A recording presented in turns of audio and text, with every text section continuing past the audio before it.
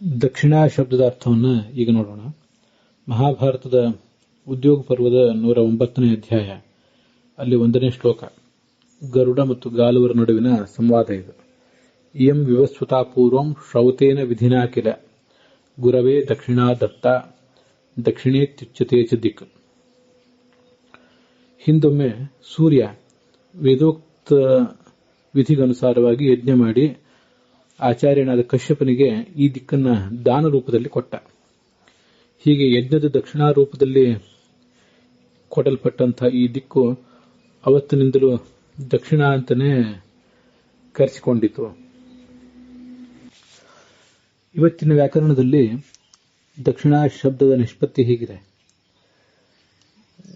ದಕ್ಷತೆ, ದಕ್ಷ ವೃದ್ಧವು ಅಂತ ಧಾತು, ಸಾಮರ್ಥ್ಯ ಇತ್ಯಾದಿ ಅರ್ಥವನ್ನು ಹೇಳ್ತದೆ. ಸಮರ್ಥನಾಗಿದ್ದಾನೆ ದಕ್ಷತೆ ಅಂದ್ರೆ. ಆ ದಕ್ಷ ವೃದ್ಧವ ಧಾತುವಿಗೆ ಇನನ್ ಪ್ರತ್ಯಯ ಬಂದು ದಕ್ಷಿಣ ಶಬ್ದ ನಿಷ್ಪನ್ನವಾಗಿ ಮುಂದೆ ಟಾಪ್ ಪ್ರತ್ಯಯ ಬಂದು ದಕ್ಷಿಣ ಅಂತ ನಿಷ್ಪನ್ನ ಆಗಿದೆ ಅಂತ ಹೇಳ್ತಾರೆ.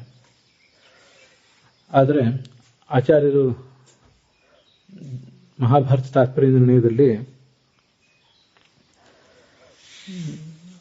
ಧನ್ಯಾಶ್ಚರ್ಯ ಉಪಾಖ್ಯಾನದಲ್ಲಿ ದಕ್ಷ ಭಾಗ ಸ್ಥಿತೇನತ್ವಾತ್, ಈ ಯಜ್ಞದಲ್ಲಿ ಕೊಡಲ್ಪಡುವಂತಹ ದಕ್ಷಿಣೆಗೆ ಅಭಿಮಾನಿಯಾದಂತಹ ಲಕ್ಷ್ಮೀದೇವಿ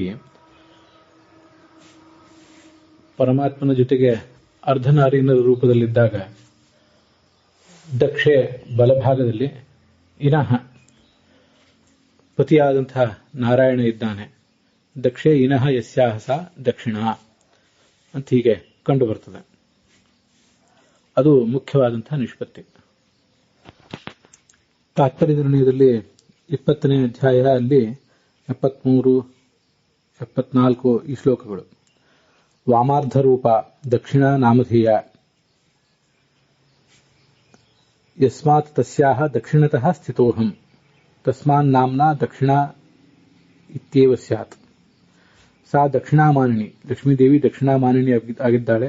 ದೇವತಾಚ ಸಾಚ ಸ್ಥಿತ ಬಹುರೂಪ ಮದರ್ಧ ವಾಮಾರ್ಧೋಮಿ ತತ್ಪ್ರವಿಷ್ಟೋ ಯತೋ ಹಿ ತಥೋಹಂ ಸ್ಯಾದ್ ಅರ್ಧನಾರಾಯಣಾಖ್ಯ ಅಂತ ಹೀಗೆ ದಕ್ಷಿಣ ಶಬ್ದದ ಅರ್ಥವನ್ನು ವರ್ಣನೆ ಮಾಡಿದ್ದಾರೆ.